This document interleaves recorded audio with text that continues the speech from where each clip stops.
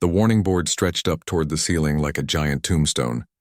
Names covered every inch of the dark metal surface. Sarah Chen stood in front of it, reading the alien scripts that spelled out death after death.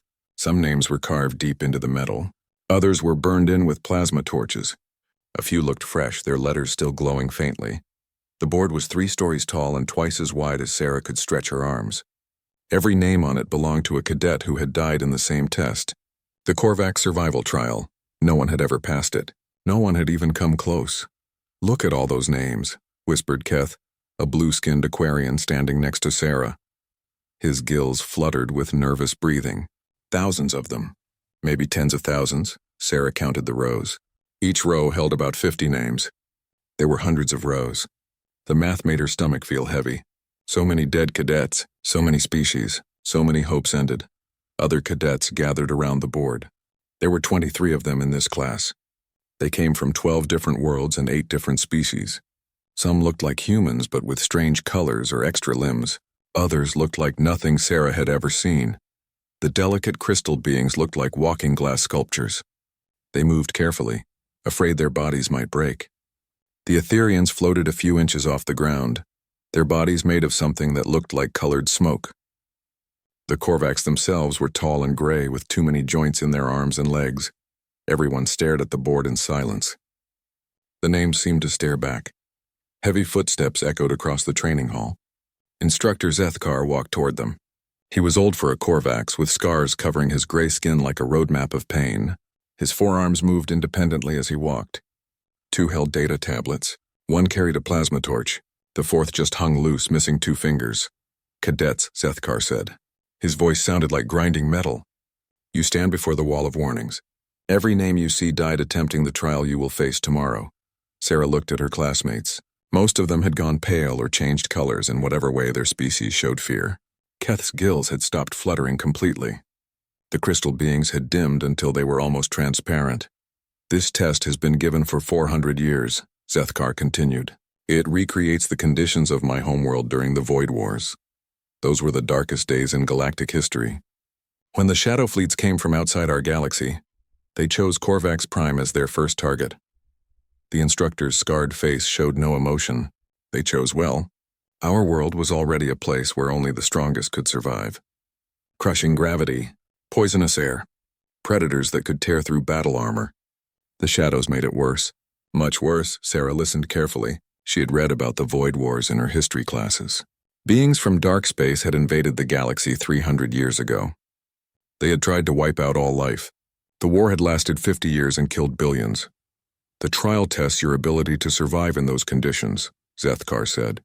"It lasts 7 days. In 400 years, the longest anyone has survived is 18 hours. Most die within 6. Zethkar held up the plasma torch. "Those who enter write their names on this board before beginning. When you die, your name stays as a warning to others. When you choose to take this test, you choose to die." Sarah felt her heart beating faster, not from fear, from excitement. This was why she had come to the Galactic Military Academy. To face challenges that others thought impossible. "Why do you give a test that no one can pass?" asked Joran, a cat-like Felinian with golden fur. "Because some things cannot be taught," Zethkar replied. "They can only be experienced. Fear, desperation, the moment when you realize you're going to die. How you face that moment shows what kind of warrior you truly are." Sarah stepped forward. "What if someone did pass?"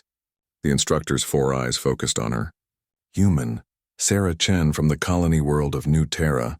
You have the highest scores in survival training your species has ever recorded." "You didn't answer my question," Sarah said. A sound like broken glass came from Zethkar's throat. Sarah realized he was laughing. If someone passed Cadet, they would be the first being in galactic history to survive conditions that destroyed entire armies. They would prove that there are no true limits to what life can endure. Sarah nodded. She walked to the base of the warning board and picked up the plasma torch. "What are you doing?" gasped Veltani, one of the Etherian cadets. Sarah looked up at the wall of names. All those beings who had tried and failed. All those species who had sent their best and strongest to die on this board. She thought about her childhood on New Terra, the radiation storms she had played in, the gravity shifts that had made walking an adventure, the predators she had learned to hunt before she turned 10. "I'm writing my name," Sarah said. But you'll die, Keth whispered. Sarah smiled. Maybe, but I'm not writing it up there with the dead ones. She activated the plasma torch. The blue flame cast dancing shadows on the walls. Her classmates watched in horror as she knelt down and began carving letters into the metal at the very bottom of the board. Sarah Chen, human, New Terra Colony. When she finished, she stood up and handed the torch back to Zethkar. The instructor stared at the fresh carving. Then he looked at Sarah with something like curiosity in his 4 eyes. You realize what you have done? He asked. I've signed up for a test, Sarah said. You have signed up for death. Sarah shrugged. Everyone dies eventually. Not everyone gets to find out what they're really capable of. The other cadets stared at her like she had lost her mind. Maybe she had. But as Sarah looked up at the thousands of names carved in warning above her own, she felt something her instructors had never mentioned. She felt ready. The trial begins at dawn, Zethkar announced. Use tonight to prepare yourself, Cadet Chen. Write letters to your family. Record your final messages. Make peace with whatever gods your species worships. I'll pack my gear instead, Sarah said. As the class dismissed, Sarah walked away from the wall of warnings. Behind her, her name glowed softly at the bottom. Fresh and alone, different from all the others. Tomorrow she would either join the thousands of names above her, or she would change what that board meant forever. Sarah Chen went to pack for the impossible. Dr. Veltar looked at the medical scanner readings for the 3rd time. The numbers made no sense. She pressed her translucent fingers against the display, wondering if the machine was broken. Run the scan again, she told her assistant. A young Korvax named Theknor. Doctor, I have run it 5 times, Theknor replied. The readings are always the same. Veltar stared at Sarah Chen, who sat on the examination table looking perfectly calm. The human had come for her pretrial medical check. Standard procedure before any dangerous training exercise, but nothing about this human was standard. Your bone density is impossible, Veltar said finally. Sarah tilted her head. What do you mean? According to our database, human bones should be light and fragile, suitable for low-gravity worlds with gentle environments. Your bones are 3 times denser than they should be. They are stronger than Korvax warrior bones, Sarah laughed. My bones are normal for someone from New Terra. Veltar checked her data again. New Terra is listed as a Class 7 world. Barely habitable. Low gravity, thin atmosphere, minimal wildlife. Whoever wrote that never lived there, Sarah said. The gravity changes every few hours because of the 3 moons. Sometimes it's normal. Sometimes it's 3 times normal. Sometimes you float. The air has radiation in it from the solar flares. And the wildlife, Sarah grinned. Let's just say nothing on New Terra is minimal. The doctor's ethereal form flickered with confusion. But humans are supposed to be a gentle species. You come from a garden world called Earth. Earth is gentle compared to New Terra, Sarah agreed. But Earth still has hurricanes, earthquakes, volcanoes, tsunamis, tornadoes, blizzards, droughts, floods, and about 1 million different ways to kill you. Plus tigers, bears, sharks, snakes, spiders, and diseases that could wipe out entire populations. Veltar's form went completely transparent for a moment. That happened when Etherians were shocked. You speak of these things like they are normal, she whispered. They are normal. For humans. Theknor leaned forward with interest. Tell me about your childhood training, Cadet. Sarah thought for a moment. Training? You mean like playing outside? Playing? Sure, tag with the razor wolves. Swimming in the acid pools during low radiation days. Climbing the crystal trees during gravity storms. Building shelters when the plasma rain started. Normal kid stuff. Veltar made notes frantically. You hunted dangerous predators as a child? Hunted? No, that would be dangerous. We just played with them. Hunting was for food. We hunted the really dangerous things. Rock bears, flame serpents, void stalkers? Void stalkers? Theknor's voice cracked. Those are mythical creatures from the dark stories. They're real on New Terra, nasty things. They phase in and out of normal space. Hard to track, but they taste great if you cook them right. The 2 medical officers exchanged looks. Veltar pulled up another file on her computer. I need to review human military history, she muttered. The files she found made her form flicker even more. Human soldiers had a reputation across the galaxy. Other species hired them as mercenaries for the most dangerous jobs. They took contracts that everyone else refused. It says here that humans volunteer for combat in active war zones, Veltar said slowly. Some do, Sarah agreed. Military service is voluntary on most human worlds. Voluntary? Theknor gasped. You choose to fight? Someone has to, and humans are good at it. Veltar kept reading. It says humans have something called adrenaline sports, activities performed specifically to create fear and danger. Those are fun, Sarah said. Skydiving, rock climbing, racing, martial arts. Good ways to relax. Veltar's voice went up several octaves. Sure. Gets the blood flowing. Makes you feel alive. The doctor read more files. Human exploration history. Human colonization records. Human survival stories. Each file painted the same picture. Humans went to places other species couldn't survive. They lived in conditions other species considered deadly, and they called it normal. According to this, Veltar said quietly, humans are the only known species that actively seeks out dangerous environments for recreation. Well, Sarah said, safe places are boring. Theknor pulled up a star chart. Show me where humans live. Sarah pointed to various systems. New Terra Titan Base, the asteroid mining colonies, Deep Space Station 7, the polar research outposts on Frozen Hell, the underwater cities on Ocean Death. Wait, Theknor interrupted. These are all classified as death worlds, uninhabitable zones, places where we send unmanned probes because organic life cannot survive. Humans can survive anywhere, Sarah said simply. That's what we do. Veltar looked at her scanner readings again. Sarah's muscle fiber density was off the charts. Her nervous system showed adaptations for rapid response to threats. Her cardiovascular system was built for extreme stress. Her brain activity patterns showed she actually became calmer under pressure. Doctor? Theknor whispered. What if we have been wrong about humans? Wrong how? What if they are not a gentle species from a garden world? What if they are a predator species from a death world who learn to survive by becoming more dangerous than everything else? Veltar stared at Sarah, who was humming quietly to herself while looking at medical posters on the wall. Cadet Chen, Veltar said carefully. What do you think of the Korvax survival trial? Sarah brightened. It sounds like camping. Camping? Yes, sir. You know, going out into the wilderness with basic supplies and living off the land for a few days. Great fun. I used to do it all the time as a kid. Veltar and Theknor looked at each other again. Doctor? Theknor said quietly. I think we need to update our files on humans. I think we need to update our files on everything, Veltar replied. As Sarah left the medical bay, the two doctors began pulling up files on Earth. What they found made them question everything they thought they knew about habitable worlds. Earth wasn't a garden world. It was a planet where life survived by becoming incredibly tough and adaptable. A world where the dominant species had climbed to the top of the food chain not by being gentle, but by being more persistent and dangerous than everything else. A world that produced beings like Sarah Chen, who looked at the deadliest trial in galactic history and called it camping. Theknor, Veltar said slowly, I think the trial is about to change forever. How? Because for the first time in 400 years, someone who actually belongs in those conditions is going to take it. The simulation chamber looked like a giant metal egg. Sarah stood outside it, wearing the standard survival suit that all cadets got for the trial.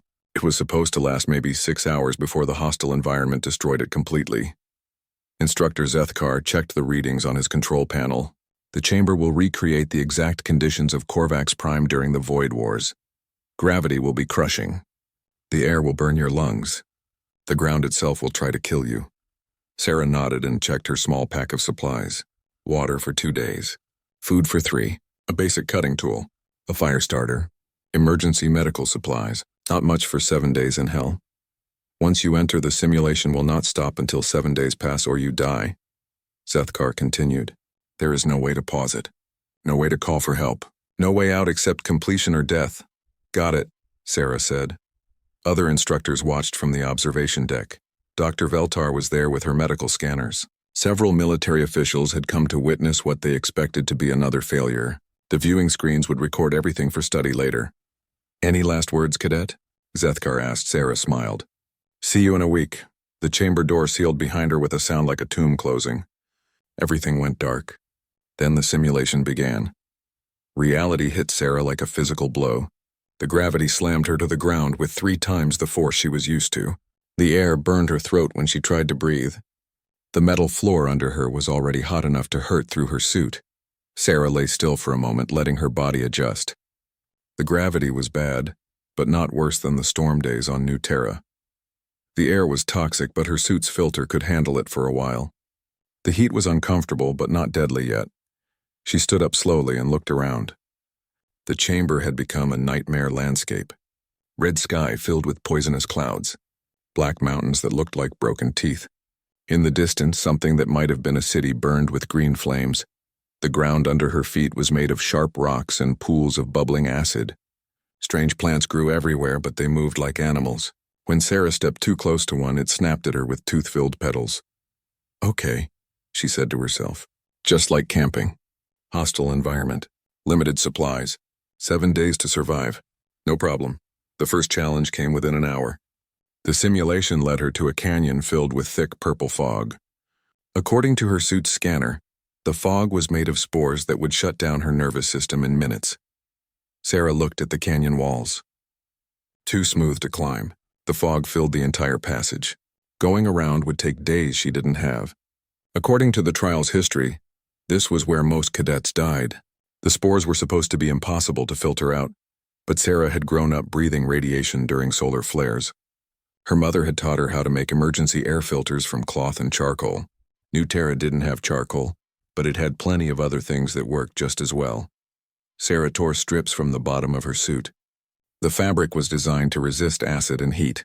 She found some black rocks near the canyon that looked like the carbon stones from home. She crushed them between two harder rocks and mixed the powder with some of the fabric strips.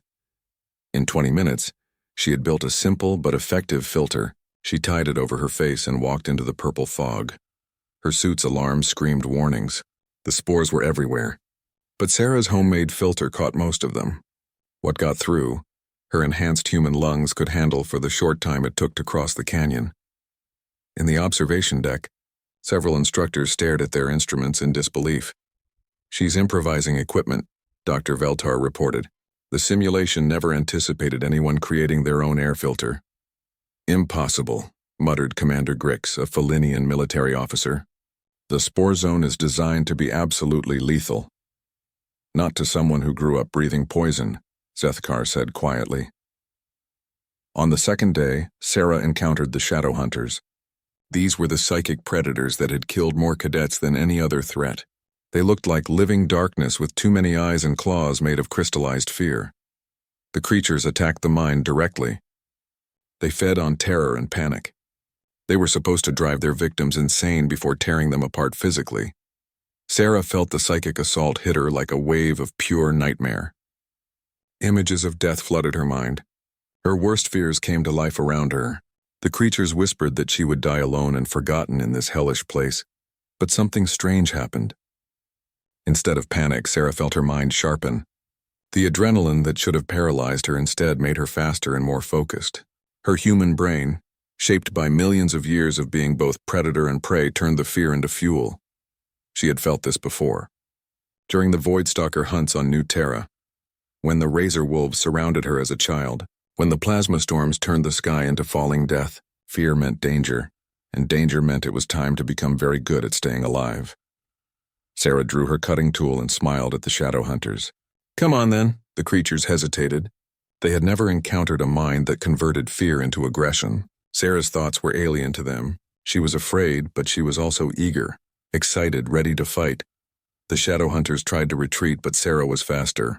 She had been hunting things in multiple dimensions since she was 12. The Voidstalkers had taught her how to fight enemies that could phase in and out of reality. When the battle ended, 3 Shadow Hunters were dead.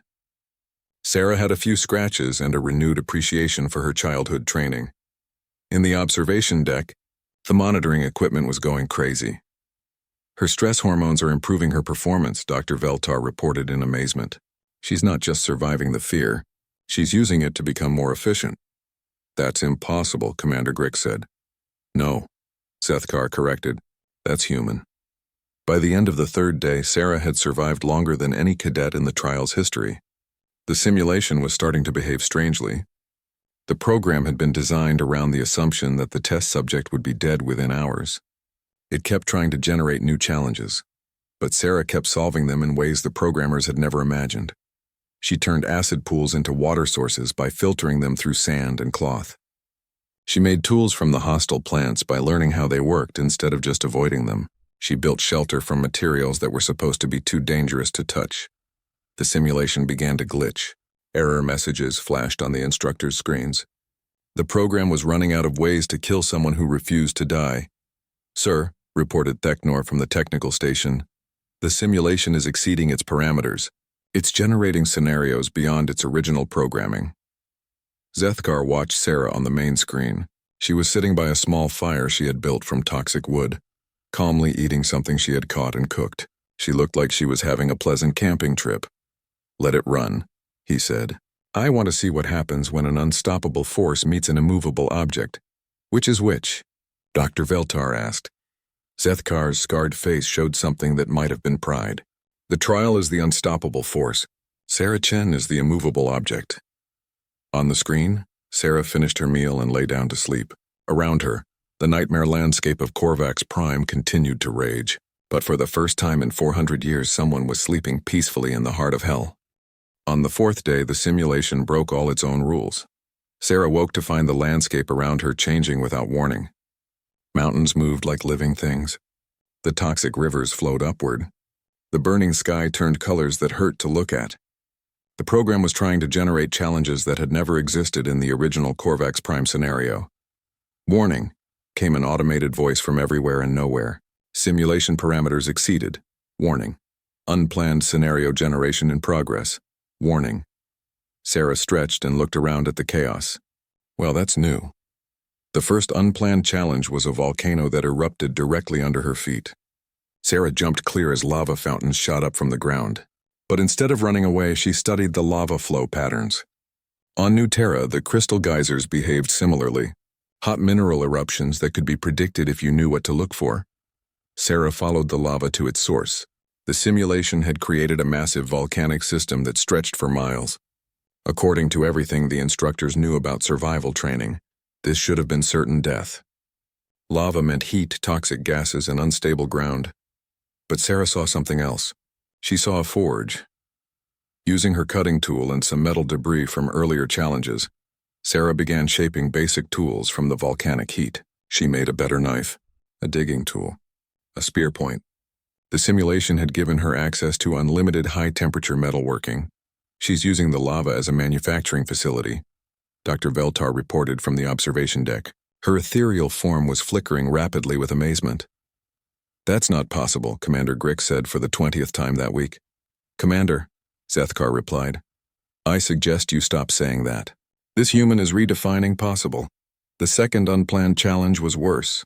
The simulation generated Korvax war beasts. These were the legendary predators that had nearly wiped out Zethkar's people during the Void Wars. Creatures the size of buildings with armor that could stop starship weapons. They had been designed as the ultimate predator's unstoppable killing machines. Sarah encountered the first one on the 5th day. It was bigger than her house back on New Terra.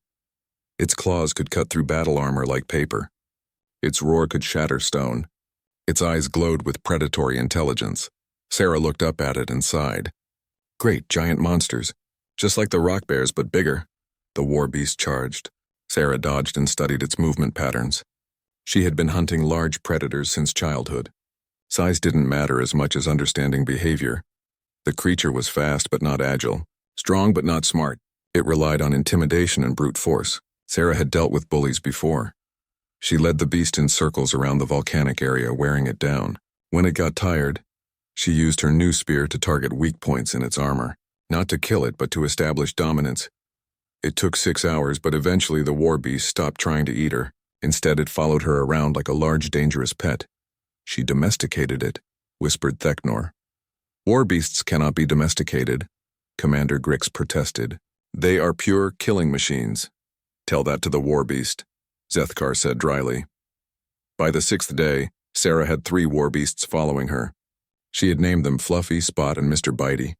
They helped her hunt for food and carried her supplies. What the simulation had designed as ultimate predators, Sarah had turned into pack animals. But the biggest change wasn't the creatures. It was the landscape itself. Sarah had been improving everything she touched, She cleaned the acid pools and turned them into fresh water sources. She planted food crops in areas where she had neutralized the soil toxins. She built water channels to control flooding and irrigation systems to grow more food. The nightmare hellscape was becoming livable. "Sir," Theknor reported, "she's terraforming the simulation." Zethkar stared at the screens. The area around Sarah's base camp looked nothing like the original Korvax Prime scenario. Green plants grew where there had been only poison. Clean water flowed where there had been acid. The war beasts grazed peacefully instead of hunting. "She's not just surviving our worst conditions," he said slowly. "She's making them better." On the 6th night, Sarah made her greatest discovery. While exploring a canyon with Fluffy, she found ruins hidden beneath centuries of volcanic ash. Ancient stone buildings covered with symbols that looked familiar. Sarah studied the symbols. They were old Korvax writing, but not the formal script taught in schools. This was older, more primitive. It told the story of the early Korvax, before they had advanced technology. According to the ruins, the ancient Korvax had once lived exactly the way Sarah was living now. They had tamed the war beasts. They had learned to use the volcanoes as forges. They had turned the hostile environment into a thriving ecosystem. The modern Korvax had forgotten their own history. They remembered only the final days of their world, when the shadow invaders had destroyed everything. They had built their trial around the memory of defeat instead of the reality of how their ancestors had originally succeeded. Sarah spent the night exploring the ruins with her war beast companions. She found workshops where ancient Korvax had crafted tools from volcanic materials, gardens where they had grown food in neutralized soil, maps showing how they had diverted acid rivers to create transportation networks. The trial wasn't testing survival skills. It was testing the ability to rebuild civilization from nothing, and for the first time in 400 years, someone was passing. In the observation deck, news of Sarah's progress had spread throughout the academy. Representatives from dozens of species had come to watch. What had started as another routine failure was becoming the most important event in galactic education history. "She's going to complete it," Dr. Veltar said quietly. "The trial has never been completed," Commander Grick said. "That's because no one has ever understood what it was really testing," Zethkar replied. "We thought it was about enduring impossible conditions. But it's about thriving in those conditions, about taking a dead world and bringing it back to life. The way humans do," Dr. Veltar added. Zethkar nodded slowly. "The way humans do." On the main screen, Sarah was working by firelight to repair some ancient Korvax machinery. Fluffy Spot and Mr. Bitey lay nearby, keeping watch. The volcanic forges glowed in the distance. The clean rivers reflected the alien stars. In 7 days, Sarah Chen had done what the greatest Korvax heroes could not. She had taken hell and turned it into home, and she still had 1 day left. On the 7th day, Sarah completed the ancient city. She had worked through the night with her war beast companions, using the volcanic forges to repair machinery that had been broken for centuries. The ruins came alive under her hands. Water flowed through restored channels. Gardens bloomed in renewed soil. The ancient Korvax city began to function exactly as it had before the Void Wars destroyed everything. When the simulation's timer reached exactly 7 days, something unprecedented happened. Instead of ending in death, the trial ended in success. The program had no protocol for this. Its parameters had been exceeded, so far beyond design limits that it simply stopped, trying to kill her, and acknowledged completion. The chamber door opened with a sound like breaking chains. Sarah walked out into the training hall, followed by Fluffy, Spot, and Mr. Bitey. The war beasts had become so real within the simulation that they briefly maintained physical form even outside the chamber. They looked around with curious eyes before fading back into data. The observation deck was packed with beings from across the galaxy. Word had spread through the academy and beyond. Military leaders, government officials, scientists, and educators had all come to witness the impossible. Sarah looked up at them and waved. "Hey, everyone!" That was fun. The silence stretched for long moments. Then Instructor Zethkar stepped forward. His 4-scarred hands were shaking. "Cadet Chen," he said formally, "you have completed the Korvax survival trial. You are the first being in 400 years to survive the full 7 days." "Actually," Sarah said, "I didn't just survive. I fixed it." Zethkar stared at her. "Fixed what?" The trial. It was broken.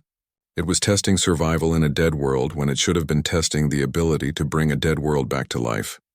The ancient Korvax knew how to do that. I just followed their example. Dr. Veltar floated down from the observation deck, her ethereal form bright with excitement. "Show us," she said. Sarah led them to the viewing screens that had recorded everything. She played back scenes from the last 7 days. The terraforming, the city restoration, the warbeast domestication, the archaeological discoveries. "Your ancestors weren't just survivors," Sarah told Zethkar. "They were world builders. They took a hostile environment and made it into a paradise. The Shadow Invaders destroyed the end result, but they couldn't destroy the knowledge of how it was done." Zethkar watched the screens with growing amazement. His own people's history was being revealed to him by an alien who had spent a week living it. "We forgot," he said quietly. "We remembered only the destruction. We forgot the creation." "It happens," Sarah said gently. "Trauma can make you forget the good parts. But the good parts are still there, waiting to be rediscovered." Commander Grick stepped forward. The Felinian officer's golden fur was standing on end with shock. "Cadet Chen, do you realize what you have accomplished?" "I passed a test," Sarah said. "You have proven that death worlds can be made into garden worlds. You have shown that the most hostile environments in the galaxy can support thriving civilizations. You have demonstrated survival skills that exceed anything in our records." Sarah shrugged. "I just did what humans do. We adapt, we survive, we make things better." The implications hit the assembled crowd like a shockwave. If humans could not only survive in death world conditions but actually improve them, then everything the galaxy knew about habitability was wrong. Dr. Veltar pulled up stellar charts. "Cadet, how many worlds like the trial simulation could humans colonize?" Sarah studied the charts. Red zones marked planets considered too dangerous for organic life. Yellow zones marked worlds that required extensive terraforming. Even the green zones were considered barely habitable by most species. "All of them," Sarah said simply. "All of them? Sure. Some would be easier than others, but humans can live anywhere. That's what we do." The crowd erupted in whispered conversations. Representatives began making urgent communications to their home governments. The balance of galactic colonization was about to shift dramatically, but the biggest change was happening right in front of them. Zethkar walked to the wall of warnings. He looked up at the thousands of names carved in metal.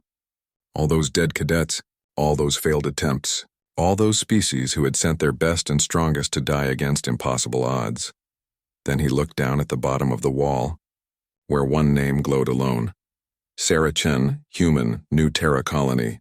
What does this wall mean now?" he asked. Sarah considered the question seriously. "Maybe it means that impossible is just another word for no one has figured out how yet." Zethkar nodded slowly. He picked up the plasma torch and began adding words beneath Sarah's name. First to complete the trial survivor world builder. When he finished, he turned to address the crowd. "The Korvax survival trial will be restructured," he announced. "It will no longer be a test of how to die with honor. It will be a test of how to live with purpose, how to take the worst conditions and make them better, how to turn death worlds into garden worlds, and how to be human." Dr. Veltar added softly. "No," Sarah corrected. "How to be alive. Really alive. Humans aren't special. We just never learned to give up." Over the following weeks, the news spread across the galaxy. The impossible test had been passed. Death worlds could be tamed. The most hostile environments could support life if you understood how to work with them instead of just enduring them. Applications to the Galactic Military Academy increased by 3,000%. Every species wanted to learn what the humans called survival skills, but what everyone else was beginning to understand as world-building skills. The trial was redesigned based on Sarah's methods. Instead of being a death sentence, it became a graduation requirement. Cadets learned to domesticate dangerous creatures, to use hostile environments as resources, and to turn wastelands into ecosystems. But the most important change happened in how the galaxy thought about humans. They were no longer seen as a minor species from a backwater world. They were recognized as the descendants of the ultimate death world, beings who had learned to thrive in conditions that would destroy entire civilizations. When other species faced impossible challenges, they began to ask a new question: what would a human do? The answer was usually something that shouldn't work but does. Sarah Chen became the first human instructor at the academy. Her classes were always full. Students from across the galaxy came to learn the secret of human survival. But Sarah's favorite lesson was always the simplest one. There's no such thing as a death world, she would tell her students. There are only worlds where no one has figured out how to live yet. Your job is to be the one who figures it out. The wall of warning still stood in the training hall, but now it served a different purpose. Sarah's name at the bottom reminded everyone who saw it that the impossible was just the possible waiting for the right person to attempt it. And sometimes, that person was human,